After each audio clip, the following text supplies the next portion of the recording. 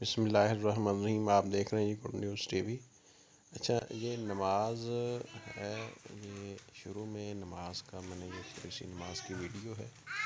یہ مترجم نماز ہے، ترجمے والی۔ اس کے ترجمے کو سمجھیں، اس کے ترجمے کو دیکھ کر پڑھیں، بار بار پڑھیں نماز کا ترجمہ، تاکہ ہمیں یہ چیز معلوم ہو کہ ہم جو نماز میں پڑھتے ہیں وہ ہے کیا اصل میں۔ تو پھر ہم اس چیز کو سمجھیں گے کہ ہم نماز میں اللہ پاک کی تعریف، اس کی وحدانیت، اس کی تعریفوں اور اس کی حمد و ثناء کے بعد ہم اللہ کے نبی سید الانبیاء علیہ السلام اور ان کی آل اولاد اور ان کے آباء و اجداد حضرت ابراہیم علیہ السلام اور ان کی آل اور صالحین، اور جو ہمارے یہ گھر کے حوالے سے اینڈ ہوتا ہے نماز کی رب اجعلنی دعا کے اوپر، تو یہ ساری جو پیار کی کہانی ہے، یہ گفتگو ہے اللہ پاک سے، اس کی آپ کو ایک سمجھ آئے گی اس وقت جب آپ نماز کا بار بار ترجمہ پڑھیں گے۔ جتنی دیر چونکہ عربی ہماری زبان نہیں ہے، تو جو بندہ اردو میں ترجمہ نماز کر نہیں پڑھتا یا اس کو نہیں سیکھتا سمجھتا، تو اس کو نماز کی سمجھ آنا بہت مشکل چیز ہے۔ تو اس لیے نماز کا ترجمہ بار بار پڑھیں۔ اعوذ باللہ من الشیطان الرجیم، بسم اللہ الرحمن الرحیم۔ جی دوستو، آج جو میرا ٹاپک ہے وہ ہے میلاد شریف کے حوالے سے، جو ہم اپنے نبی سید الانبیاء علیہ السلام کا میلاد مناتے ہیں، وہ اس حوالے سے۔ تو یہ میرا ٹاپک ہے، آپ دیکھ رہے ہیں گڈ نیوز ٹی وی، میں ہوں یوسف مدنی۔ آپ نے چینل کو سبسکرائب کرنا ہے، لائک کرنا ہے اور شیئر کرنا ہے، اور بیل کا جو بٹن ہے اس کو بھی دبا لیں۔ اچھا، کل 12 ربیع الاول تھی، تو میں اپنے تمام مسلمان بھائیوں کو، اہل اسلام کو جشن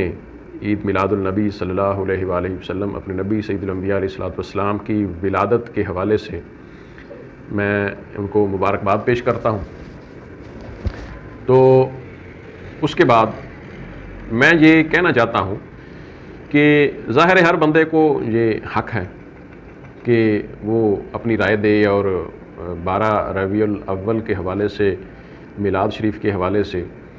وہ خوشی مناتا ہے یا نہیں مناتا، یہ اس کا اپنا ایک معاملہ ہے۔ لیکن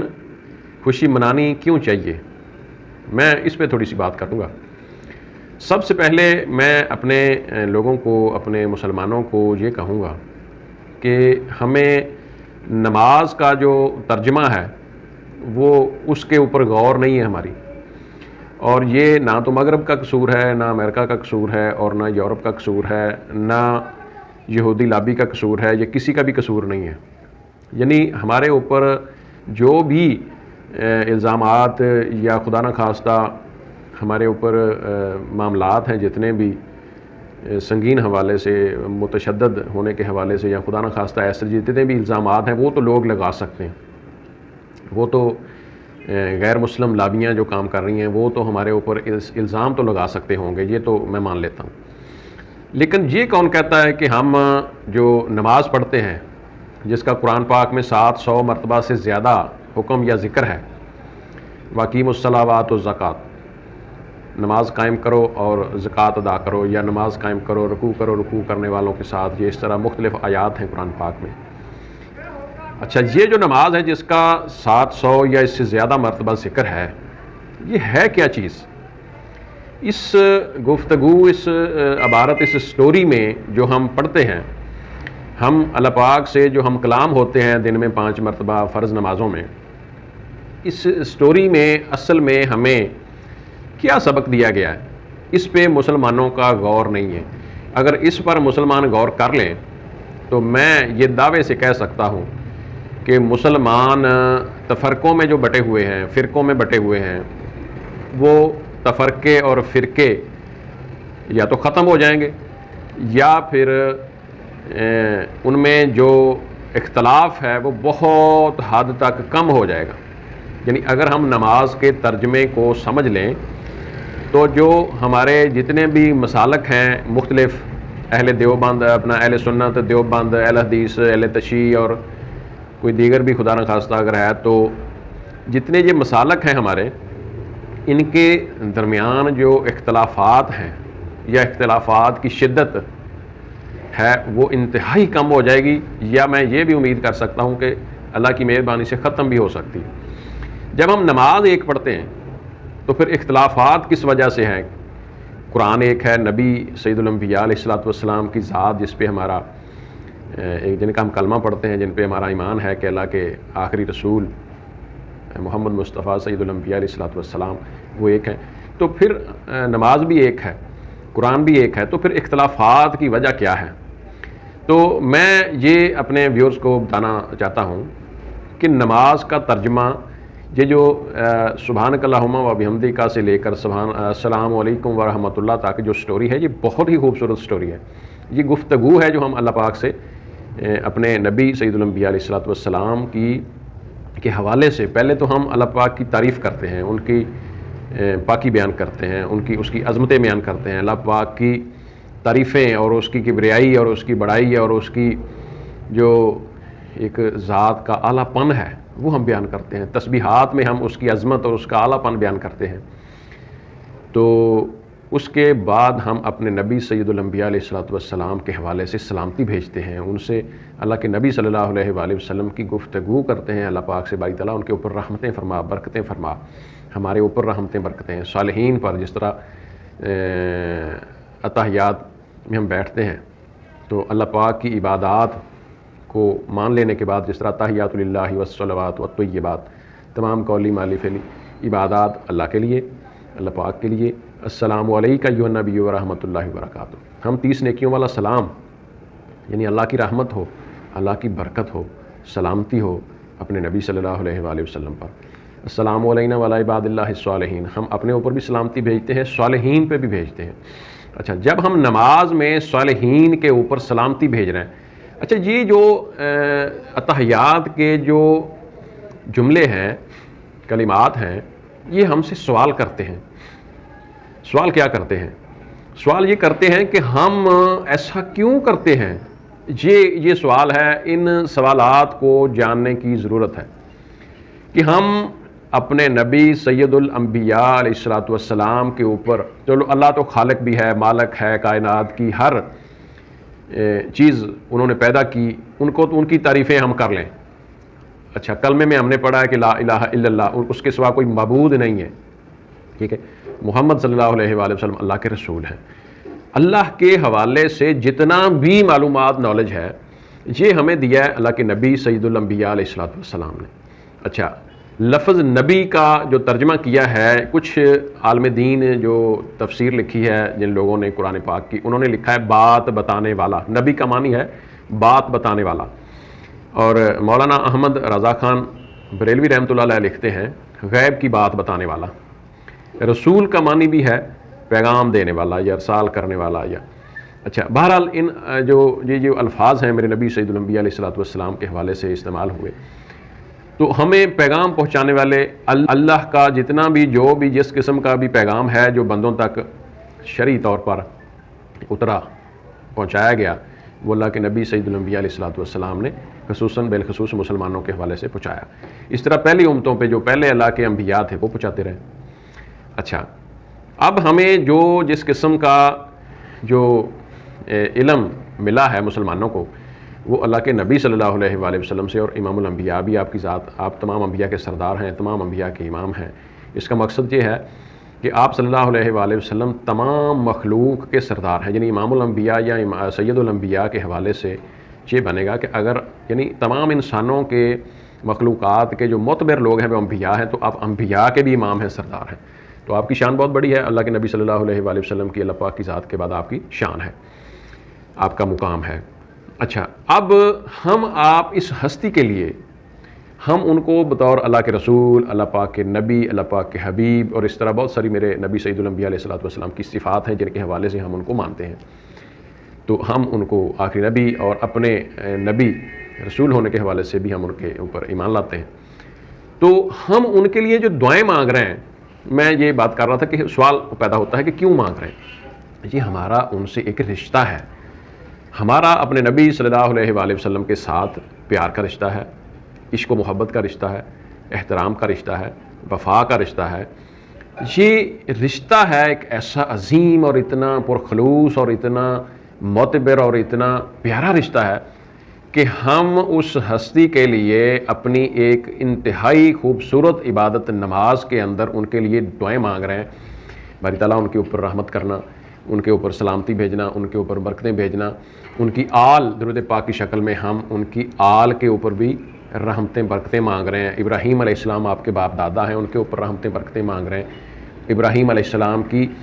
آل کے لیے رحمتیں برکتیں مانگ رہے ہیں، کیونکہ وہ میرے نبی سید الانبیاء علیہ السلام کے باپ دادا ہیں۔ جو ابراہیم علیہ السلام کی آل ہے وہ میرے نبی سید الانبیاء علیہ السلام کے باپ دادا ہیں۔ حضرت اسحاق اور حضرت اسماعیل علیہ السلام کی اولادیں جو ہیں وہ ابراہیم علیہ السلام کی اولاد ہیں۔ اچھا، اب ان کے لیے جو ہم دعائیں مانگ رہے ہیں ان ہستیوں کے لیے، تو اس کا مقصد یہ ہے کہ ان کے ساتھ ایک ہمارا بہت پرخلوص محبت اور عشق پیار والا اور بڑا زبردست قسم کا ایک رشتہ ہے۔ ہم ان کو اپنے لیڈر، اپنے رہنما، اپنے نبی، اپنے رسول بھی سمجھتے ہیں۔ تو یہ چیز ہے کہ جب ہم کسی سے اتنا پیار کریں اور اس پیار کا دن میں 5 مرتبہ تنہائی میں یا اجتماعی طور پر، جس طرح ہم باجماعت نماز پڑھتے ہیں مسجد میں، وہاں ہم 5 مرتبہ جا کر بڑے باادب طریقے سے اپنی نماز میں اس ہستی کی گفتگو اللہ سے کریں، ان کے لیے دعائیں مانگیں، صالحین کے لیے دعائیں مانگیں، میرے نبی سید الانبیاء علیہ السلام کے لیے، ان کی آل کے لیے، ان کے باپ دادا کے لیے، ابراہیم علیہ السلام اور ان کی آل کے لیے دعائیں مانگیں۔ تو میرے بھائی، جب ہم ان کے لیے ترلے لے رہے ہیں رب سے کہ اے باری تعالیٰ اللہم صلی علی محمد الہی محمد صلی اللہ علیہ وآلہ وسلم کے اوپر رحمت فرما، محمد صلی اللہ علیہ وآلہ وسلم کی آل پر رحمت فرما، ابراہیم علیہ السلام پر جس طرح تو نے رحمت کی ان کی آل پر کی، اللہم کما بارکتا، اللہم کما بارک علی محمد والا آل محمد، کہ جس طرح اے باری تعالیٰ محمد صلی اللہ علیہ وآلہ وسلم کے اوپر برکت نازل فرما اور ان کی آل کے اوپر برکت نازل فرما، جس طرح تو نے ابراہیم علیہ السلام اور ان کی آل پر برکت نازل فرمائی۔ یہ الفاظ کہنے کو اگر آپ ڈیپلی نہیں سمجھیں گے تو پھر بڑے سادہ ہیں، برکت، رحمت، ٹھیک ہے، لیکن اگر آپ اس کو تھوڑا سا سمجھیں گے، سوچیں گے کہ یہ لفظ ہم اپنے کسی عام بندے کے لیے نہیں کر سکتے، نہ ہم کرتے ہیں، ہم اپنے کسی دشمن کے لیے نہیں کرتے، تو ہم اپنے نبی کے لیے کرتے ہیں، تو ان لفظوں کا کوئی مقصد ہے کہ ہم 5 مرتبہ مسجد میں جا کے یا اجتماعی یا انفرادی طور پر نماز پڑھتے ہیں، نوافل ادا کرتے ہیں، پڑھتے تو ہم ایک ہی چیز ہے، نفل ہوں، سنتیں ہوں، نوافل ہوں یا فرائض ہوں، چیز تو ہم ایک ہی پڑھتے ہیں، جو عبارت ہے وہ تو ایک ہی ہے، وہی سورہ فاتحہ، وہی درود پاک، وہی تشہد، وہی تسبیحات، وہی مطلب سارا دعائیں شوائیں، سارا ایک ہی چیز ہے۔ تو ہم بار بار اللہ سے التجا کرتے ہیں، باری تعالیٰ ان کے اوپر رحمتیں کر، ان کے اوپر برکتیں کر، ان کی خیر، ان کی بھلائی، یہ تیرے معبود ہیں۔ ہم گواہی دیتے ہیں اشہد اللہ الہ الا اللہ و اشہد ان محمدًا عبدہ و رسولہ۔ یہ خوبصورت قسم کے الفاظ ہم اپنے نبی سید الانبیاء علیہ السلام کے لیے پڑھنے کے بعد جب ہم اپنی باری آتی ہے تو پھر ہم دعا کی صورت میں قرآن پاک کی جو آیت ہے، رب اجعلنی مقیم الصلاۃ ومن ذریتی ربنا وتقبل دعاء ربنا اغفر لی ولوالدی وللمؤمنین یوم یقوم الحساب۔ باری تعالیٰ پروردگار مجھے نمازی بنا دے، میری اولاد کو بنا دے، میری یہ دعا قبول کر لے۔ یہ اینڈ پہ ہمارے گھر پہ یہ سٹوری ختم ہوتی ہے، ربنا اغفر لی، میرے اے باری تعالیٰ بخش دے، معاف کر دے، والدیہ، میرے والدین کو، وللمؤمنین، مسلمانوں کو، یا مومنین کو، یوم یقوم الحساب، جب حساب کا دن ہو۔ یہ ہم اتنا کچھ اپنے نبی سید الانبیاء علیہ السلام کے لیے دوران نماز، اس سٹوری کو میں اپنے ویورز کو، اپنے مسلمان بھائیوں کو یہ ریکویسٹ کرتا ہوں، اس سٹوری کو سمجھیں، اس ساری جو پیار کی کہانی ہے اس کو سمجھیں۔ یہ نماز کی جو گفتگو ہے ہم اپنے اللہ پاک سے کرتے ہیں، یہ بڑے خوبصورت لوگ ہیں جن کی یہ سٹوری ہے، اور ہم اللہ سے دوران نماز ہاتھ باندھ کر بیان کر رہے ہیں۔ اللہ پاک کی تعریفوں کے بعد جو ہم اللہ سے گفتگو کرتے ہیں وہ اللہ کے نیک بندوں کی کہانی ہے ساری۔ تو میں اپنے ویورز کو عرض کروں گا کہ جب ہم اتنی دعائیں ان کے لیے، اتنی رحمتیں برکتیں مانگ رہے ہیں، تو پھر ان کے پیدا ہونے پر خوشی کیوں نہ منائی جائے۔ یہ نچوڑ ہے، میں اینڈ کر رہا ہوں کہ جس ہستی کے لیے آپ اتنی 5 بار مسجد میں بار بار رحمتیں برکتیں، خیر، بھلائی، رحمتیں، کرم مانگ رہے ہیں، تو پھر اس ذات کی آمد پر خوشی منانا بھی ناجائز نہیں ہے، غلط نہیں ہے، اس میں کوئی قباحت نہیں ہے، بلکہ آپ ہر لحاظ سے خوشی منائیں۔ میرے نبی سید الانبیاء علیہ الصلوۃ والسلام کے آنے کی خوشی، جشن ولادت آپ شریعت کے دائرے میں رہتے ہوئے جیسے آپ کا دل کرے وہ آپ منا سکتے ہیں، کیونکہ جو آپ کی الحمدللہ نماز کی سٹوری ہے، نماز کی پوری ایک گفتگو ہے، وہ یہ بتا رہی ہے کہ ہم ان سے عشق و محبت کرتے ہیں، ہم ان سے انتہا درجے کا پیار کرتے ہیں، اپنی اپنی اولادوں ماں باپ سے بڑھ کر ہم اللہ کے نبی سید الانبیاء علیہ الصلوۃ والسلام سے پیار کرتے ہیں۔ تو ان کی ولادت کی، ان کی پیدائش کی خوشی منانا، ان کی آمد کی خوشی منانا، یہ ایک درجہ رکھتی ہے چیز، یہ ایک وفا کو اور محبت کو ثابت کرنے کے لیے، قائم رکھنے کے لیے یہ بہت ضروری ہے۔ میں اپنی ویڈیو کا اینڈ کرتا ہوں، اپنا خیال رکھیں اور ہمارے چینل کا بھی۔ میں ہوں یوسف مدنی، آپ نے چینل کو سبسکرائب کرنا ہے، لائک کرنا ہے، کمنٹ بھی کریں۔ اللہ حافظ۔